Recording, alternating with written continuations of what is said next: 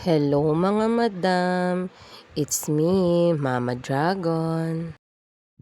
Sinigang na tilapia naman mga madam ang aking niluto kanina. Mga madam, relate ba kayo na araw-araw pinoproblema ng mga nanay yung lulutuin at uulamin sa araw-araw? 'Di ba mga madam, ang hirap, lalo na kapag yung mga anak mo may mga gusto ding ulam. Yung ayaw sabayan ang trip mo sa ulam. Kaya ayun, iba pang ulam ang bibilhin sa halip na nakamura ka, hindi napamahal ka pa.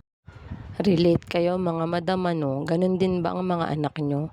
Yung magluluto ka tapos hindi naman nila uulamin kasi iba ang gusto nilang ulam. Share ko lang naman yun mga madam. Ituloy na natin ang pagluluto natin ng sinigang at kung saan na napunta ang aking sinasabi. Wala kaming kangkong mga madam kaya yan kamuting baging na lang yung nilagay ko. Naglalagay din ba kayo niyan mga madam sa sinigang? Ako parang first time lang at ating titikman kung ano magiging lasa. Ayan na mga madam, luto na. Kain po tayo.